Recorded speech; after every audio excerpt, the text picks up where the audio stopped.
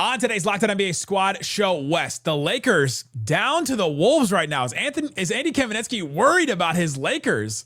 We'll talk about that and Clippers Nuggets with Matt Moore on today's Locked On NBA Squad Show West. You are talking ball with the NBA West Squad Show. From the Warriors to the Lakers, the Mavericks to the Nuggets, and everyone else in the West, the local experts of the Locked On Podcast Network bring you all the scoops, breakdowns, and the most comprehensive look at the Western Conference. Trash talk and big takes included. No holding back, we're giving the green light. It's time to talk NBA West. And welcome, you're Locked On NBA Squad Show West. My name is Nick Engstead, host of Locked On Mavericks podcast. This is the Squad Show where we take over the feed of your favorite Locked On show. It's an open invite for any host to join, talk about anything they want in the NBA's Western Conference. Today's episode is brought to you by Amazon Fire TV Stick 4K. Turn any TV into an Xbox. No console needed. Head to amazon.com/Fire TV Locked On to learn more. Joining me from Locked On Lakers, Andy Kamenetsky, from Locked On Nuggets, Matt Moore, and Locked On Nuggets, Ryan Blackburn, jumping in as well. We've got lots to get into. We probably will end up somewhere completely different, but let's start with just the sad story in the NBA. Just a team with no prospects, no future. The Lakers down to the Timberwolves, 3-1. Andy, are we getting worried about the Lakers right here? I mean, it's been an uphill battle in this league for decades, the way it just wants to keep this small market team down. They've never wanted the Lakers to succeed at any level, and these fruits are coming to bear, Nick. I'm not sure what to do about it. The fruits. No, look, man, the Timberwolves have been the better team over the course of 16 quarters. I think the Lakers have kept this competitive, and they had a 10-0 lead, or excuse me, a 10-point lead heading into the fourth quarter of game 4. And it felt like they were potentially establishing themselves to knot this thing up at 2-2. But one of the recurring themes shown through yet again, the Wolves have been not just the better team over 16 quarters, they have been the better team over fourth quarters and in crunch time. And one of the things that I will admit I underestimated heading into this series, I think because the Lakers had been playing very well down the stretch, and the Timberwolves, there's been this question about them in particular in crunch time. The Timberwolves have more continuity together.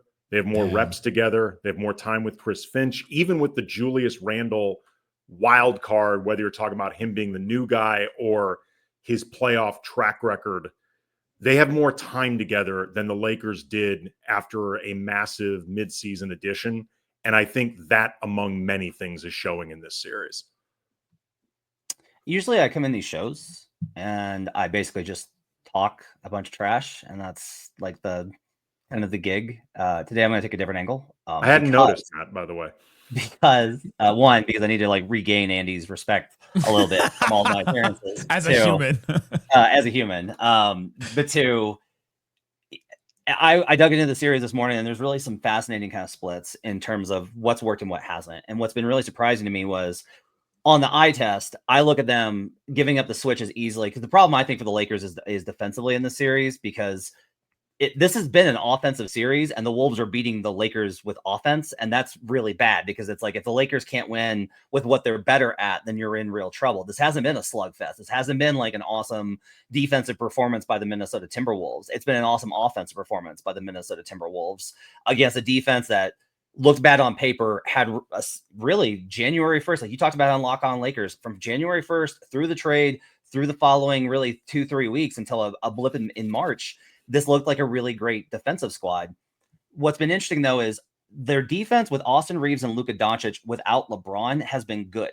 When you add LeBron, it gets torched. And so I was like, what's causing this? And a lot of it is because JJ has gone into the mode of Jackson's got to be out there for the Rudy Gobert minutes. But when they go small, we're going to counter program small. And that's where they've gotten killed, is the Naz Reid, Julius Randle lineups against the Lakers small ball. That's where the Lakers' weaknesses defensively really show up, which is very surprising to me, because I would have thought you can just switch everything and that should be easier versus the small ball stuff. But instead, because Julius Randle has been so aggressive and Naz Reid has run so many good cuts and curls and different actions to get himself opportunities, as well as Ant being, awesome. That's really what's kind of changed the series. The Lakers haven't played Rudy Gobert off the floor. Their bad defense has played Naz Reid and Julius Randle onto the floor. Well, and that it's interesting, Matt, the way you're putting that, and that is definitely what the eye test is showing. I think it gets exacerbated in terms of the defensive issues. Guys like Jared Vanderbilt or Jordan Goodwin, who are both good defenders, and particularly in the case of Goodwin, can play bigger than they are to try to counteract some of what you're talking about with Reed and Randall. JJ has increasingly been reluctant to put them on the floor. So then what you're left with are defenders who are not ideal, or defensive alignments who are not ideal to even attempt to match the Timberwolves size. And like heading into this series, I thought that this was going to be an interesting test for the Lakers' lack of conventional size, just because they don't have any center beyond Jackson Hayes that JJ has ever trusted. Now the list appears to be nobody. But part of what I thought the Lakers could use to counteract this is, on balance, they're not a tiny team. But then if you're not playing Jared Vanderbilt and you're not playing Goodwin, who plays bigger than his size, and Hayes is out of the mix, then all of a sudden you are a very small team. And that size difference and advantage that Minnesota already had, then it really starts becoming exacerbated. What happened to Bronny James? Like, was he not? Game 5 secret weapon, baby. I don't see any way that JJ's just been lulling everybody to sleep. It does sort of feel like we're getting a lot of the same narratives, and Nick can probably speak to this. The Luka Doncic defense narratives are they're starting to crop up a little bit pretty strongly here. Nick, do you have any strong thoughts on that? I mean, I just saw Zach Lowe do a rant about how Luka needs to be incentivized to try. Like, it takes a couple of games for him to actually try on defense, and when he does, and like he's been solid at times defensively in this series. Like, I don't think he's been a complete turnstile, and then there, like, all the time, but then there have been times where he has been a turnstile in this series. And you look at what he's coming back from an injury. He's never been missed mid-season this much time that he missed this season with that calf injury. He is on a new team with new context. He's in a new defense, playing for a new coach. There's all kinds of stuff. He was obviously sick. One of those, like that game where he was barely functioning at his level. And so, man, am I still taken up for Luka at this point still? Do I have to do, man, somehow? Can I be released from this chokehold? But I do think that there are reasons why he's looked bad at times, but yeah, but I think my co-host on Locked On Mavs, we've been talking about building a team around AD and Kyrie, and he made a good point that this is the era of no weak links in a lineup. And sometimes Luka can be that, but the Lakers have a couple of those sometimes. Yeah, and I think it's interesting from the trade perspective. I just think that it's among the many crimes that Nico Harrison has committed against the basketball community, making Mavericks fans defend the Lakers. And then, like, you don't even get, because like the natural order of this is that, Luka wound up on the Lakers, and then Mavericks fans get to turn and be like, now you get to deal with this crappy defense and lack of conditioning. Yeah, let's see how you like all the stuff that we had to put up with and ignore and act like it wasn't a problem. Jaden McDaniels is 13 of 21 via NBA.com's admittedly wonky tracking data versus Luka. Julius Randle's 5 of 20. So, like, the guy that you hide him on has killed him. And the guy that you'd be like, Julius Randle's going to cook. Nope. He's done fine versus the bigger dudes. Because Luka is okay, like in a one-on-one defense setting. He's big, he's strong. He's figured out that thing where he just stands in front of a guy and doesn't get a blocking foul. Like he just stops the drive just by his body being big in front of somebody. But where he struggles is the off-ball plays, the effort plays, the things like that. And like that's the Jaden McDaniels like Randall comparison. One more stat. I mean, Jaden McDaniels in this series, by the way, has been so good. Like heading into the series, one of the things Brian and I talked about was we thought the Lakers could theoretically have an advantage by having possibly 3 of the best 4 players in this series: LeBron, Luka, Austin, and Ant, in whatever order. But we had said at the time that the only guy that we thought maybe that could disrupt this hierarchy would be Julius Randle, because he has, over the course of his career, I think, been a more accomplished, better player than Austin Reeves. It's just a matter of do his playoff warts come through again? And Julius has been fantastic over the course of this series, but nobody, including us, had Jaden McDaniels also better than Austin Reeves on our bingo card. And I think I said Austin Reed because in the back of my head, I'm also wondering where Naz Reid figures into all of this. But like, we're starting to see too, there's always that adage that depth doesn't matter in playoffs because rotations shorten. The teams that are thriving a lot right now are the ones that have the best depth, not even because you're going to play those guys the most. You just have the most options. And options are lifeblood for a coach. And you're seeing, like, I think JJ made a really bad decision by playing 5 guys 24 minutes. I think it was a overreaction. I think in particular, it's an overreaction when you're up 10 points. Like if it had been tied or you're down, maybe that's different. But when you're up, not playing Jordan Goodwin or Vando or Gabe like a few minutes to give somebody rest. But if you want to defend JJ, it's because his optionality is low. And other teams that have been in trouble, like, Denver, Aaron Gordon, miracle dunk notwithstanding, like Denver is dealing with depth issues. And that's causing problems for them right now. Did you guys see the Timberwolves Twitter account post that it was the second largest comeback in Timberwolves playoff history, being down 10 points? Okay, that's late. That's crazy. Well, they only have like 8 playoff games to choose from. So LeBron has played more playoff games in that franchise. So I don't know.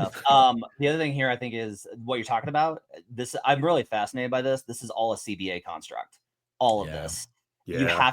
You have less viability now in your guys 7 through 15. So if 6, 5, 4, 3 get hurt or are not playable because of a matchup problem, you're just like, well, we can't play him and we can't have anybody else step in. That's Denver's problem. Like people are like, there's just nobody. Denver only has 6 guys. And it's like, well, no, they have other guys. They have physical humans sitting on the bench, but they can't play. And it's a CBA problem that I just don't know how the league is going to. You've been beating this drum for a while. Yeah. Coming up, let's get into the Nuggets. Was it just the miracle dunk? Is there life for the Nuggets versus the Clippers here? Does Matt Moore get the last laugh against Darian Vaziri in this? We'll talk about that and more coming up. Locked On NBA Squad Show West. Today's episode of Locked On NBA Squad Show West brought to you by Monarch Money, one of my favorites. If you're a person that looks at your bank account at the end of the month and is like, I don't know what I'm looking at, or I don't know how I got to where I am right now, then you may need a money manager or some kind of budgeting tool, some kind of budgeting thing to help you just sort everything, go through every transaction. It shows you a flow chart of where you spent stuff for the month, for the quarter, for the week, for the year. I like seeing that to see, oh my gosh, I spent so much going out to restaurants, or I spent so much on this. And I love that about Monarch Money, but it's a complete financial command center. It's not just a money manager. It's a complete financial command center to help manage your money and start building wealth. Take it to that next level after you manage stuff to start building on that, figure out where it is. You can connect all kinds of things, accounts, investments, your student loans, mortgage, whatever you've got. Combine it all into one spot so you can see it all in front of you. Take control of your finances with Monarch Money. Use the code LOCKEDONNBA at monarchmoney.com, and you can get 50% off your first year. That's monarchmoney.com. Locked On NBA is the promo code for half off your first year at monarchmoney.com. Thanks for hanging out with us on Locked On NBA Squad Show West. We're covering your favorite teams all over the place, including the Denver Nuggets. They're playing the Clippers, and we were almost doing the eulogy for the Nuggets. Last week on the Squad Show, we basically were like, there's just no chance. And now it's 2-2. Ryan Blackburn, why is it 2-2 now for the Nuggets? Well, for the record, we did a eulogy on Locked On Nuggets as well after game 3. So things were not great. Things were not looking. It was when you lose by 34, things don't necessarily look or feel awesome. And I think Matt and I, accurately at the moment, but certainly inaccurately overall, buried them immediately following that game. It just like there's a lot of stuff, and you have to figure it out over the course of this time. But like this Nuggets team is extremely resilient. They've shown that over the course of this, and it's always interesting to see when and how different teams respond in that kind of critical situation. So Denver responded in a big way, and now it's 2-2, and they've got 2 games at home. Is this just because series are long, or have the Nuggets like changed in some way, Matt? They haven't changed. They're the same team. In terms of what? Like, in terms of like it being the Nuggets? I think the Nuggets are still dead. I'll just be very clear. Like I said after Game 4, I was like, I am not going to do the thing where they lose a game, they're awful, they're going to lose, it's over. They win a game, told you they're awesome. This team, like I said, I'm going to stay on this side. The best thing about the playoffs, though, is getting to do that, though. I know, for fans, if Denver loses the next 2 games, are you guys just going to rerun the eulogy episode, or are you going to record something new? We have 26 different eulogies over the course of the season.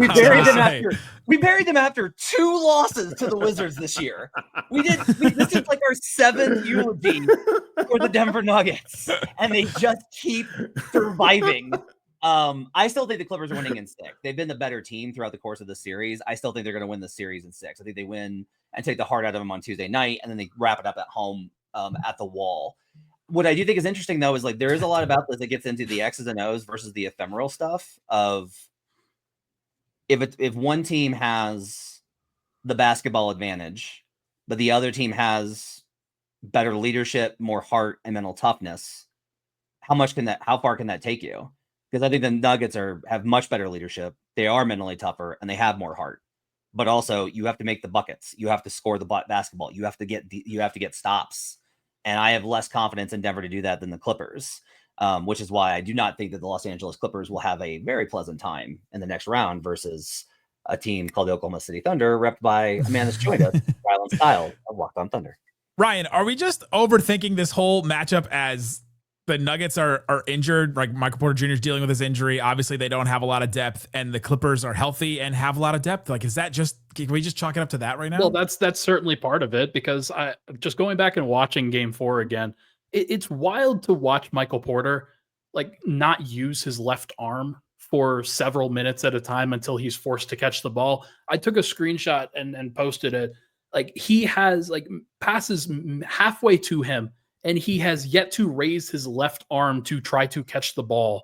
Yes. His right hand is in the shooting pocket, and his left hand is at his side. It's crazy to look at. So, like, not having that, and then Russell Westbrook also dealing with his injuries. Aaron Gordon has been dealing, again, nagging calf injury for the entire season, and so it's been very difficult. Denver is one of those teams, and we talked about this with the KCP situation. They lose him over the offseason.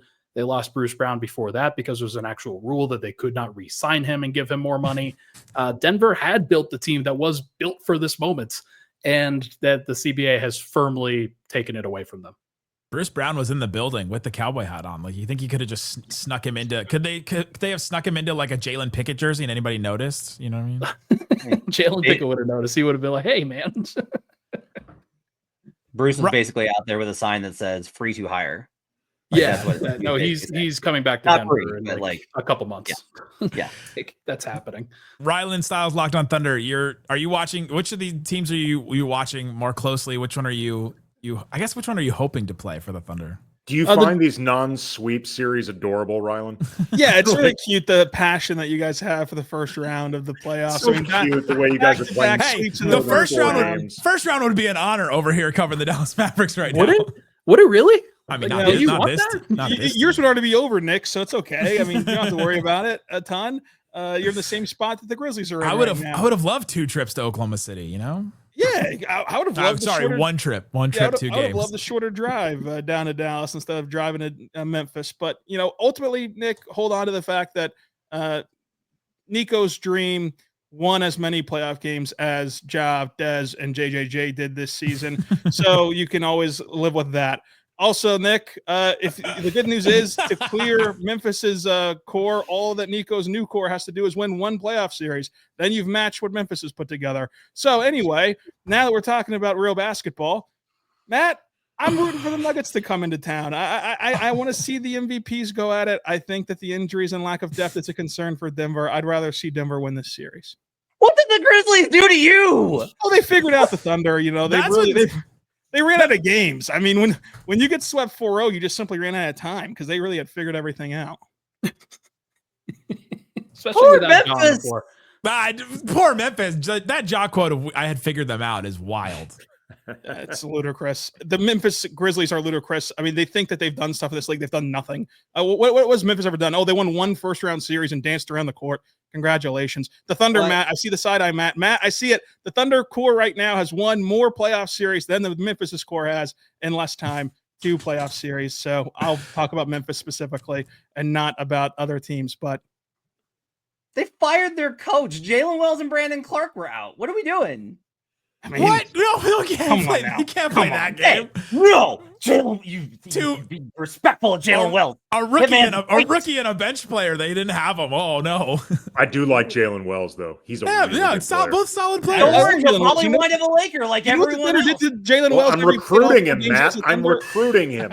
Does that like Jalen Wells edition? Does that get that margin down from 79 in the first 2 games? Thank you, Ryan. Listen, this Grizzlies team has not beaten the Thunder since December of 2022. Jalen Wells played in the regular season. They've swept the Grizzlies in the regular season by 18 points per game. This was a different verse, same as the first in this playoff series. It's the exact same thing that happened in the regular season. The Grizzlies are terrible. They don't have guys that you can really build around, and they got swept out of the playoffs again.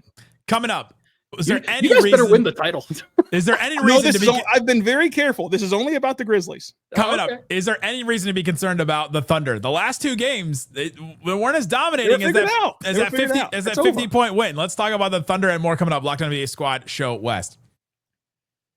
Today's episode of Locked On NBA Squad Show West brought to you by Wayfair. They got just what you need. Spring is here, and it means it's perfect time for home project season. I'm looking around my house. I'm like, all right, let's refresh a room to make me feel better about the NBA and just life in general. You get to that point, covering the Mavs. Wayfair is the best kept secret for all things home improvement, from small updates like stylish cabinet hardware. Change your knobs, and it'll just change what a piece of furniture.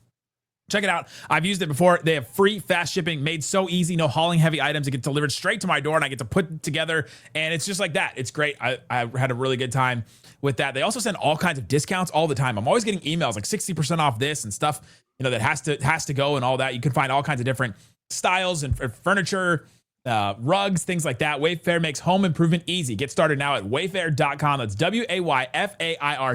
Wayfair, every style, every home. Locked On NBA Squad Show West.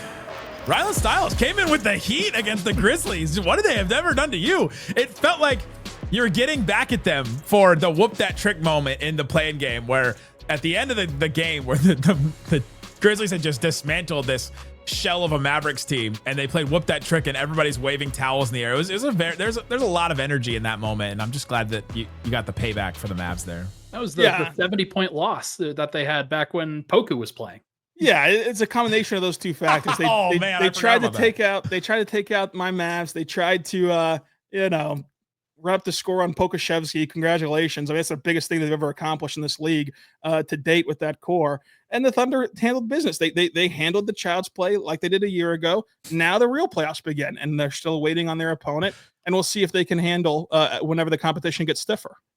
It did get kind of dicey the last couple of games, though, right? It was a 6-point win in game 3. It was a 2-point win in game 4. Is there any reason to be concerned by that? Not because of those 2 games. Like the Ja Morant quote, the reason why it was so ridiculous was that, like, assuming they would have gone 2-2 with Ja playing, because that also assumes that in this mulligan universe where they just replayed game 4, the Thunder shoot 20% from 3 again, and like they just can't hit shots offensively.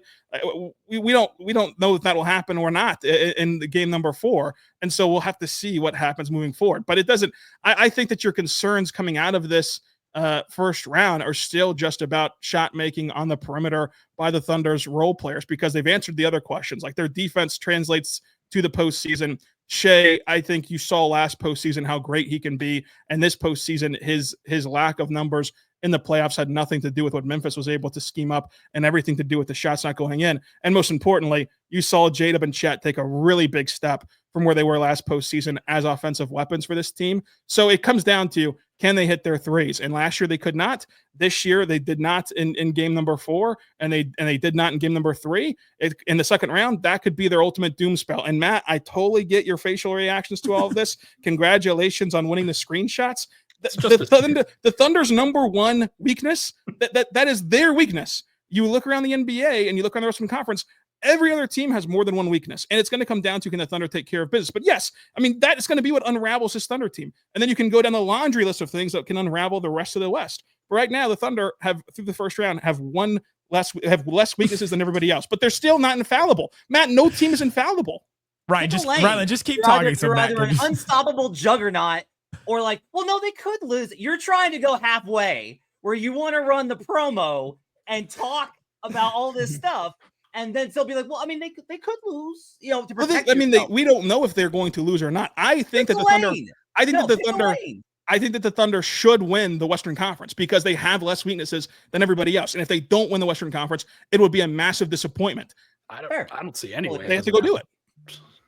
Ryan's pulling his Jinx powers out right now because he has he like many Western Conference teams has a lot of resentment towards the Thunder for being like they worked really hard over several years to try and build their status, and the Thunder took like 3 years and then jumped to being a 60 whatever win team and are dominant. No, it's really nice. Like when you guys are run by a head coach and general manager that actually like and respect each other. Yeah. And speaking of, what is that like? I mean, it's great. If you're asking the question genuinely, it's great. And let's not forget ownership in all this too. To have an owner that like gets out of the way properly to trust smart basketball minds does matter as well. It's probably a good sign I don't know the name of the Thunder owner off the top of my head. It's usually a good thing when you don't know the name of the owner. You don't want to know the owner's names. Clay Bennett. Would be nice if they're still in Seattle. No, he's Clay Bennett. Well, he probably shouldn't have sold it to dude from Oklahoma, by the way. Fair. I was going to say Clay Bennett is very well respected anywhere but Seattle. Yeah, and I mean, Seattleians, chill out. You're going to get your team back. It doesn't matter. I mean, you're wrong at the wrong people. Like, okay. Once it's been 20 years since everybody's told them they're getting their team back. Yeah, I think now they're actually. They have a right to be a little bit upset by how this has turned out, especially after Clay Bennett told them, "No, we're staying." I mean, yeah, well, if you believe they're that, allowed to be property upset. in Kansas to sell you. I'm incredibly impressed. Pay for the arena then, like Oklahoma City did. If Oklahoma City didn't pay for this arena, then the Thunder are moving. So, I mean, pay for the arena. Are you worried about this Clippers defense at all? I mean, yeah, I think that the Clippers are a much tougher test. That's why I would want the Nuggets to win this playoff series. But in terms of like their defense, I think that it would be just a beautiful game of basketball as like basketball observers because it would be defense heavy. But ultimately, the Thunder had a situation like that where the Clippers gave them fits offensively whenever they didn't have Chet or J-Dub in that last regular season game. And the Thunder in the Intuit Dome won 103-100 and were able to outlast the Clippers. The thing about the Thunder is they were great all regular season. They swept their first round matchup. The toughest matchup that we had for the Thunder coming into the playoffs, and the Lakers are down 3-1 right now. I'm sorry that they're going to have to beat good teams, but yeah, they should beat the Clippers. Like, they're good. I don't want to discount what the Clippers have done. I think that Kawhi's been excellent and their defense has been excellent, but the Thunder have also been excellent. And the Thunder also have to now go put their money where their mouth is and actually go beat good teams. Memphis was just an appetizer to what has to be a long playoff run. Seeking out Nikola Jokic is money where is your pretty mouth brave. is. Seeking out Jokic is pretty brave. No, yeah, it's not Jokic. It's the depth that Denver doesn't have. I think that Jokic would absolutely flame the Thunder in the series just because of his playmaking and just because he's the best player in the world. I mean, you don't really need to justify him flaming the Thunder. But I wouldn't trust Russ and hurt Michael Porter Jr. and Christian Brown to outlast the Thunder's depth and outlast the Thunder's talent.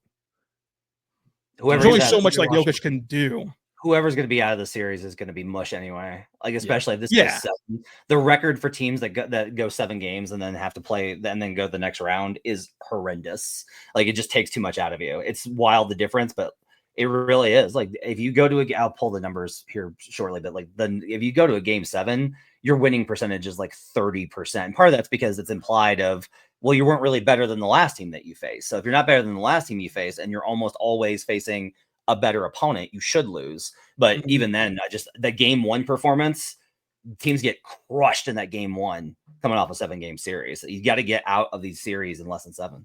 And Matt, you're an expert at like pulling the numbers. I don't know if there's an easy way to pull this. And if there is, I'd love for you to do it if you could, of like also going to 7 while your opponent has a ton of rest, like literally sweeping.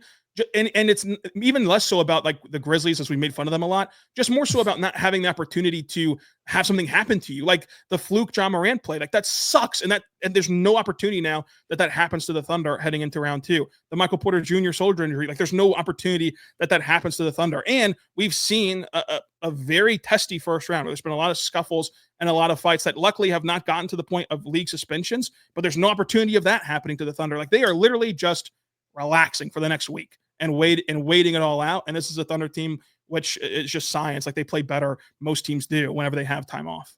Do you anticipate, Rylan, whoever comes out of this series between Denver and the Clippers, which, side note, has been an incredible series. Like it has just been such fun to watch. Do you consider whoever comes out of that series to be the toughest opponent that OKC is going to face if they come out of the West? Basically between one of these two teams, the Wolves, the Rockets, the Warriors. Yeah, I would still put the Wolves as the toughest just because they have the identity to match with the Thunder in the sense of like what you're seeing them, the variety of ways that you're seeing them be able to win games. And as me and Matt have talked about in the regular season, their under the hood stuff, despite their overall record, is just really good. And they've matched up with the Thunder best in the regular season compared to these other teams that they can play the Thunder style, and styles makes fights. So I'd say them number one, but then the winner of this round, between the Nuggets and the Clippers is number 2. So it is a very, very good test for the Thunder, and it will go minimum 6 games and of course max 7 games. So you're really rooting for the Lakers to come back from down 3-1 is what you're saying.